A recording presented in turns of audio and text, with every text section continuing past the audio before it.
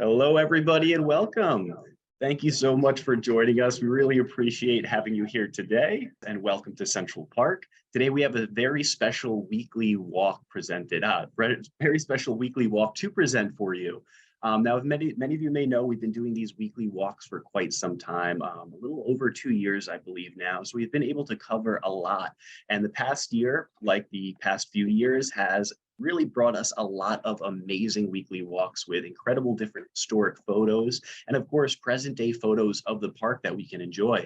So today we want to take you through some of our favorite moments. Today we're going to be joined by all of us guys here at the Central Park Conservancy. So I'd like to invite Carla and Desiree to turn their cameras on. Jose unfortunately is absent today, but we will be presenting for him.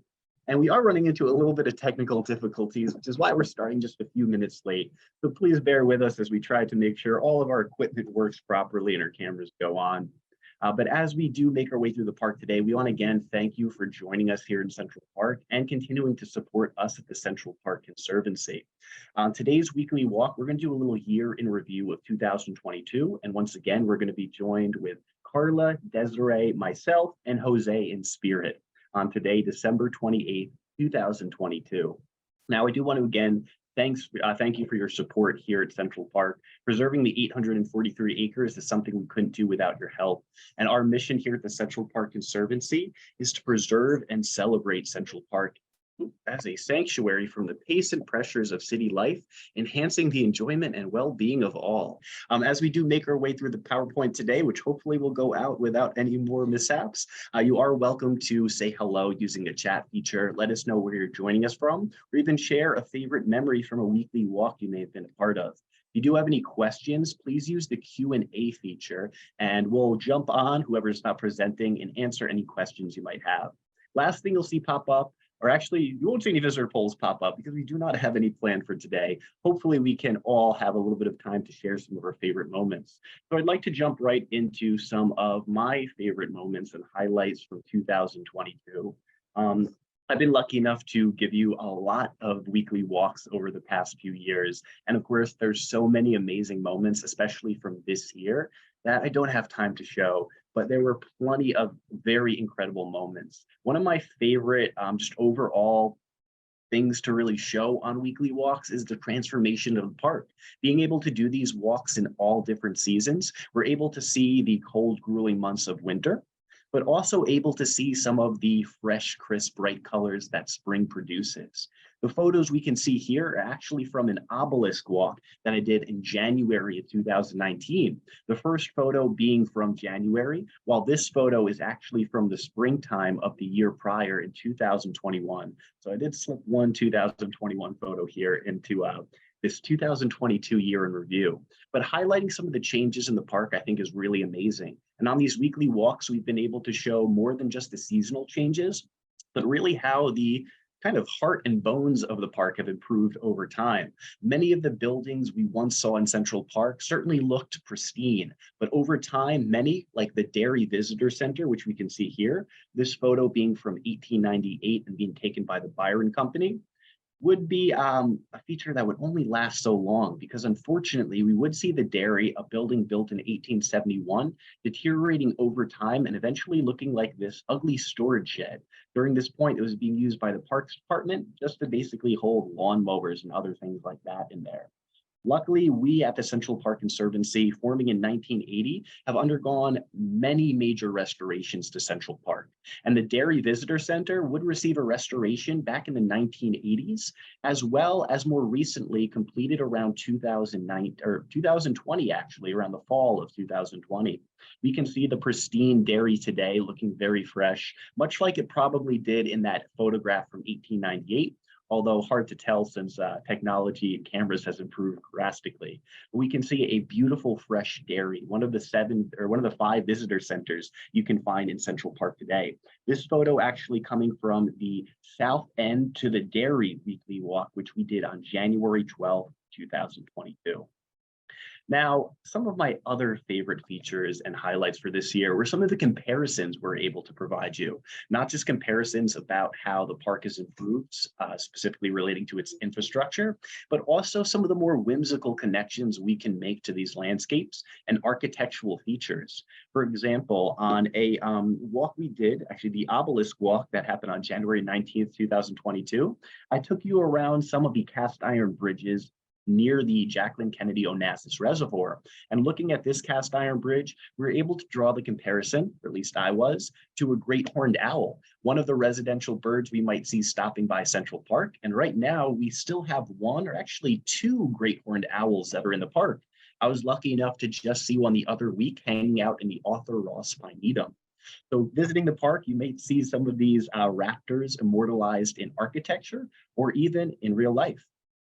Another favorite comparison of mine that was actually inspired by that initial obelisk walk was a walk I did when I returned to this area. On March 2nd, 2022, I took you on a weekly walk of the Jacqueline Kennedy Onassis Reservoir. And spawning off that inspiration from the previous walk, I looked at a different cast iron bridge in the area, and I drew the comparison in this bridge to a Dorset sheep. Some of you who know Central Park's history may be familiar that Dorset sheep were once found roaming around on Sheep Meadow. No longer will you see that, but you can still see some of these animal comparisons on maybe some unlikely pieces of architecture, like these ornate cast iron bridges surrounding the reservoir. Now, these weekly walks have been great because beyond just showing you the park presently, we've been able to dive into some of the historic events that have occurred in Central Park, especially ones that pertain to more of our individual interests. I'm a big concert fan. If I'm not in the park, I'll probably be at a concert somewhere in New York City. And doing the Music in the Park weekly walk, which occurred around June 1st in 2022, was a favorite of mine to be able to dive into some of this history that I absolutely love and wish I was a part of. But what we can see here is part of the Schaefer concert series. That festival or concert series ran from 1967 to about 1976, originally being operated by the Schaefer Beer Organization. But then we would see Dr. Pepper taking it over from about 1977 to 1980. It would consist of concerts held at Woolman Rink, of course, during the warmer months when ice skating isn't occurring. In 1981, the festival would eventually leave Central Park and move to Pier 84. But during its time here in the park, we saw amazing performances, like a photo we can see here of Judy Collins performing in 1973. What I also really loved about this Music in the Park walk was showing you some of the locations today that once held major events that many of us are familiar with. Looking at Sheep Meadow, we can enjoy the big pastoral meadow as it exists today. However, using the use of some simple clip art, we can reimagine what this area looked like when a massive stage was constructed in the southeast corner, allowing for large groups like the one we can see here gathering for the Philharmonic in around, this one actually, I'm blanking the year, I believe about 1965 around for this one. We see the Philharmonic performing over here. We'd actually see the Philharmonic playing in Milwaukee a little bit earlier to a group of about 30,000 spectators, which spawned the annual Philharmonic performance we see occurring to this day. Now, of course, beyond just historical photos, we're able to, on these weekly walks, capture some different perspectives. I think one of my favorites was taking you through the park at night on our Spooktastic walk on October 19th, 2022. Walking through the park, we captured some amazing views, like the Festa Terrace, which we've seen plenty of times before, but got to see in a different light on this walk as we start to walk through the park at night. And luckily, we did have our flashlights present, which certainly helped us, especially towards the end of the walk when nightfall really took over the park. But the flashlights did allow us to catch some of the beautiful moments, like the coincidental jack-o'-lantern we found sitting just atop the stairs of the Festa Arcade. Using our flashlight, we're able to get a little bit more of a highlight of this character. And on this walk, we learned a little bit about All Saints Day, which would eventually turn into Halloween, as well as some of the traditions that led to the ones we have now, like carving, like early Gaelic cultures, carving turnips, making faces out of them to ward away evil spirits. That tradition eventually being carried over here to America, where we see Halloween adopting this face carving ritual, which actually was traditionally done in harvest season in North America, which happened to be around October. We do see these traditions merging and jack-o'-lantern carving becoming an annual tradition. Now, as I come to the end of my highlights for this weekly walk, I do just want to point out one thing I noticed as I was going through these weekly walks. It was really nice to reminisce and go over some of really, again, all we've accomplished over the past year. But on these walks, we can certainly also remember really the changes that we've seen in the park.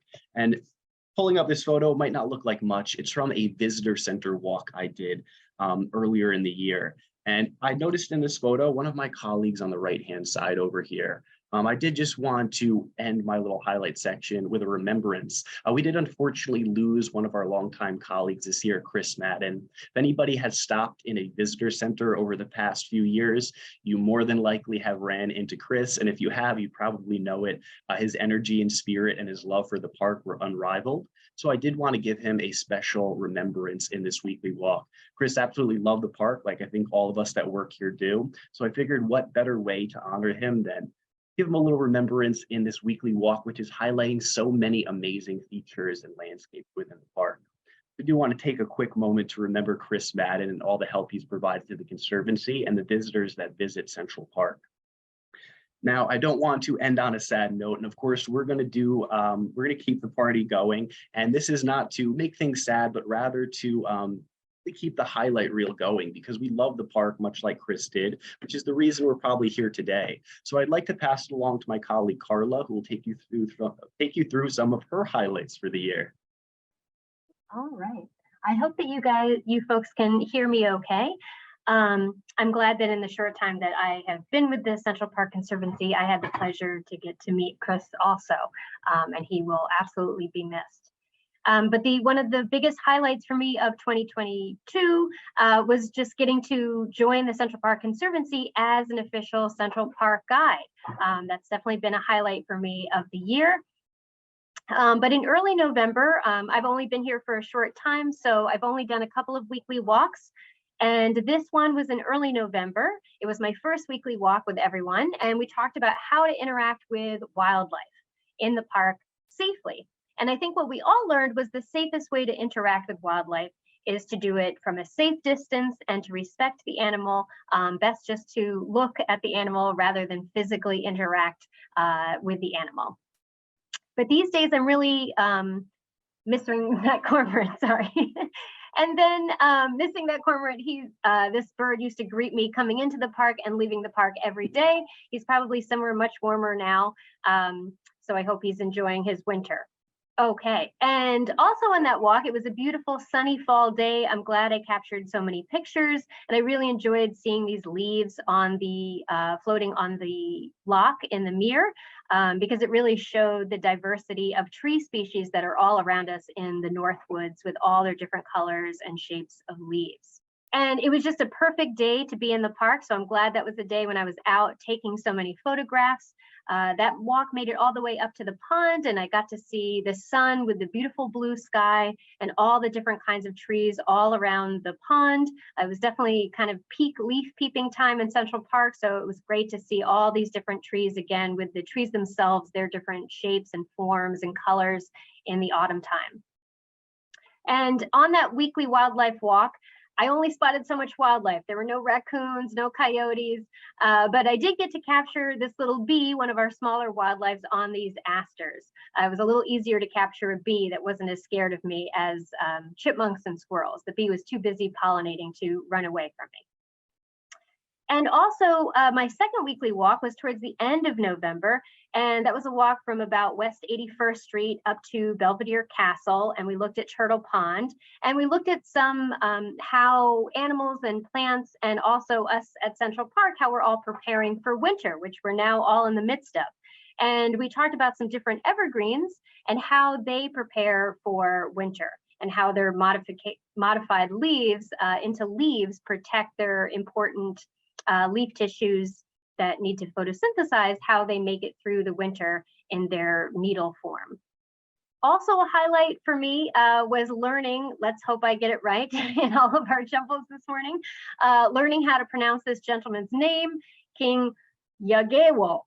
with a lot of help from my colleague Jose, who practiced the name probably 100 times with me. So finally I can say this gentleman's name, and that's been a real highlight for me.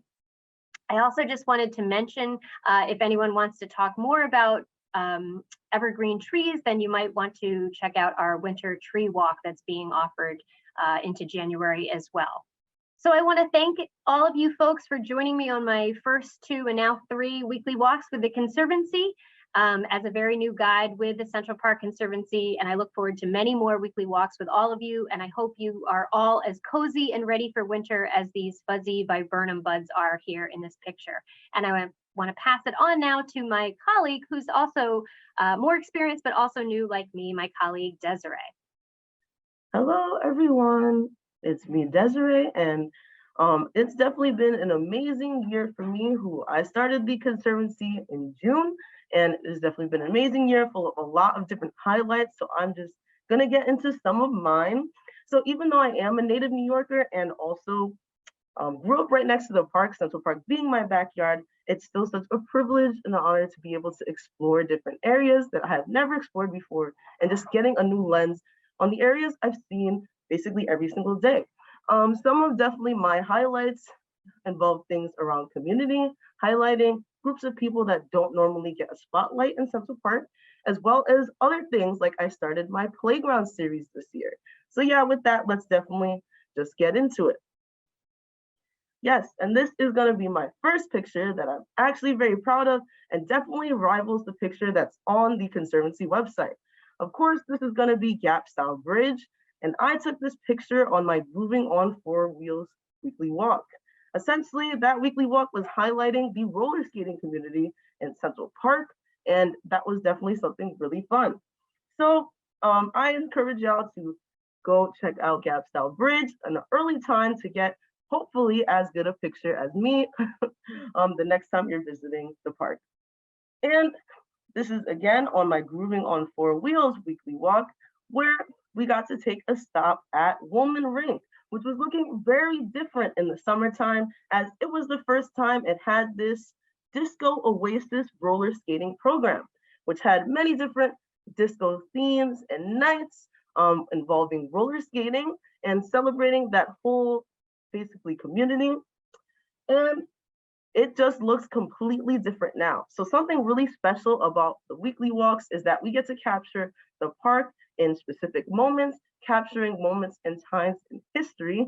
So this is definitely making me reminisce and miss that summertime vibe. And this was also taken on my Grooving on 4 Wheels weekly walk because the community that I was highlighting essentially practices right next to the mall on Dead Road.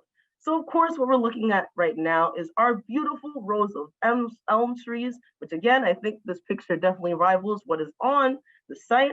And I just really appreciated getting to see the elm trees in their peak summer foliage at this time.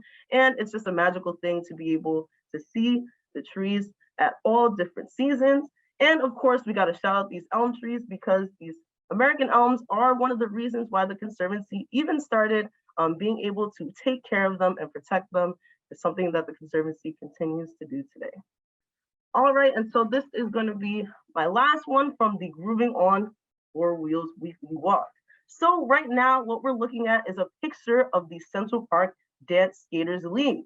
Now, this is a very notable community who has a rich history throughout New York as well as Central Park. Essentially because they were one of the forefront runners in the entire disco scene and the roller skating scene all the way from the 70s, so of course predating the Conservancy. And just getting to see them be able to practice as they are there without fail every single weekend once it gets warm from the spring throughout summer.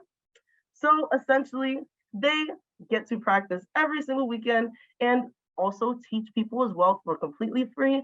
They even invited me to take some roller skating lessons with them. So it was just really a privilege to get to talk and highlight this community, the Central Park Dance Skaters League.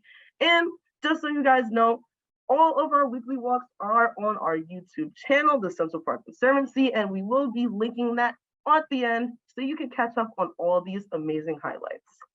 And our next picture is going to be taken from my weekly walk, Storybooks in Central Park, essentially where I focused on some areas of Central Park that have connections to some beautiful children's novels. So right now, what we're looking at is Hans Christian Andersen, of course, the famous Danish poet who would create many different children's classics, such as The Ugly Duckling, which we do see Hans reading to the actual Ugly Duckling right there in the statue in bronze, and the book even has the Ugly Duckling engraved on it. We can also credit Hans to a lot of our favorite Disney classics, as he did write the originals for The Little Mermaid and also The Snow Queen, which would become Frozen. And it's just something really special that in a lot of my weekly walks, I got to highlight also things for children. And this is being one of them. So Balto has definitely gotten a lot of love, especially 2 weeks ago as we had a Balto weekly walk. But when I was on my Storybooks in Central Park weekly walk, of course, I had to stop by and say hi to Balto, as he is very notable to kids and adults alike. And there's just something really magical and special that kids get to see real moments in history depicted in Central Park in statues, and they get to connect it to the world around them. And these last couple photos are gonna be from my Adventure Playground weekly walk, a series, my playground series, which I do plan to continue into 2023.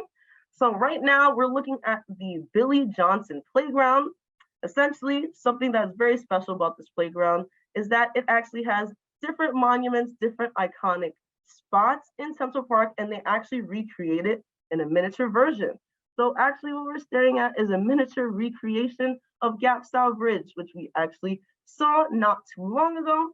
The whole point of Adventure Playgrounds is to encourage exploration and creative play with non-traditional play structures. And definitely what we are seeing is a lot of different non-traditional play structures, as it even recreates one of these structures in Central Park, not necessarily being associated with play, but something again that will encourage many of the young minds and hopefully future young stewards of Central Park to be curious about the world around them. And this last picture is going to be from my new favorite adventure playground, and that's going to be Hexter Ball Fields. So this is actually a part of Central Park that I did not explore and did not visit before I started working here. So I definitely had my inner child out that day. So again, adventure playgrounds are supposed to have non-traditional play structures to encourage exploration around them. And what's so special about Hexter Ball Fields is that it includes this beautiful rock outcropping that we like to call Umpire Rock, straight into the design of the Hexter Playground. So essentially, there is a bridge that connects you directly to this rock outcropping, definitely encouraging lots of different exploration and play for many different types of people. And as I stood here at the top, just taking in all the views, a little bit of fall foliage, I just was thinking about some of the things that I would like to accomplish next year. Definitely being able to continue my playground series is a huge one, but also getting to continue to highlight different communities that actually use Central Park every single day and are included in the Central Park history. And I just cannot wait to take even more weekly walks with you all, exploring both new and old areas of Central Park. Hello, everybody. My name's Jose. I'm just kidding. I'm not, but Jose is actually out today, so I'll be presenting for him, presenting some of the slides he put together for all of you. He does send his warmest regards, though. He is at home staying warm, celebrating with friends and family. We wish him the best, and we'd like to take you through some of Jose's highlights for 2022. Now, I'm sure, as many of you know, Jose's been with us for quite some time, so he's presented quite a few weekly walks as well. Some of the favorites that Jose has were Celebrate Community. Celebrate Community was a great walk that occurred on February 23rd, 2022. On this walk that focused on the north end of the park, we were celebrating friends and neighbors from the local communities of Upper Manhattan, such as Harlem. Even though it was still pretty cold and gloomy during that time of the year, kind of hard to tell from some of these photos that occur actually during the summer months during the Harlem Mere Performance Festival, you can really see how active Central Park is even during the winter times. This section and this walk focus primarily on the Harlem Mere, which is an uptown staple as you visit the northern end of Central Park, nearest about 110th and Fifth Avenue. But featured around the Harlem Mere during these summer months, we have the Harlem Mere Performance Festival, a great way to celebrate community, especially Harlem, the bordering neighboring neighborhood that exists just along the side. And we can also see the incredible influence these communities have had on Central Park. This photo again being from one of the Harlem Mere Performance Festivals that often occur throughout the summer months. Another great walk that Jose really enjoyed was the Life of Bugs that occurred on June 22nd, 2022. Here we can actually see a bumblebee on a foxglove beard tongue, as it's called. Later on in the year in June, we do see National Pollinator Week occurring, and a walk through the south end of the park into the Dean Slope would take us right up close to some of these little critters and these creatures that help to pollinate the park's wide variety of different plantings. Jose definitely enjoyed leading this one, breaking away from his typical traditional historic focus and diving into the natural world a little bit. He learned quite a bit about the importance of native species of insects, which most people in New York City might usually dismiss as pests. Plus, he got to be real up close with all sorts of bugs like this bumblebee that we can see here. Of course, we do see a lot of visits to Bethesda Terrace occurring over the past year. This statue now in its 21st, this statue rather, is the architectural heart of Central Park. Bethesda Terrace is one of the most highly trafficked areas of the park, attracting tourists and locals alike. Yet, as Jose pointed out on this walk, much of its history is actually directly connecting to queer origin, and it's actually been lost over time amongst a lot of people's common knowledge. Jose really enjoyed creating this weekly walk since it really allowed him to give a voice to often forgotten characters in Central Park's history. Even characters that may be very recognizable by sight, like this fountain, which features a statue that is actually representing Charlotte Cushman, as well as the bond between her and the sculptor of this piece, Emma Stebbins. As we move through the park, though, you'll likely have seen Jose leading one of his Bridging Central Park series. I believe the first one occurred around August 24th of 2022.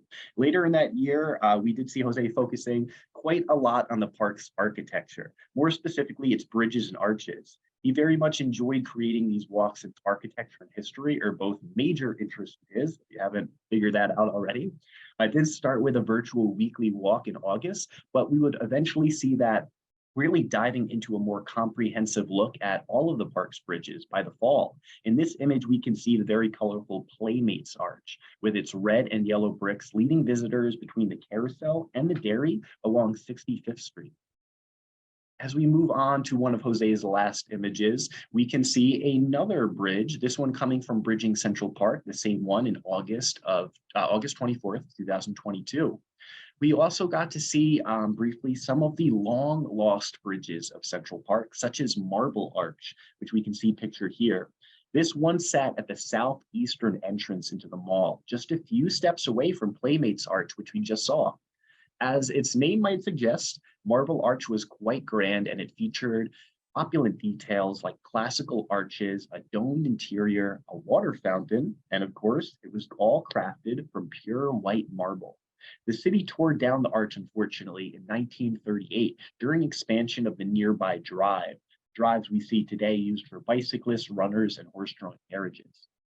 As we move on to Jose's last image, we can see an image from Bridging the North End, which would occur on October 5th, 2022.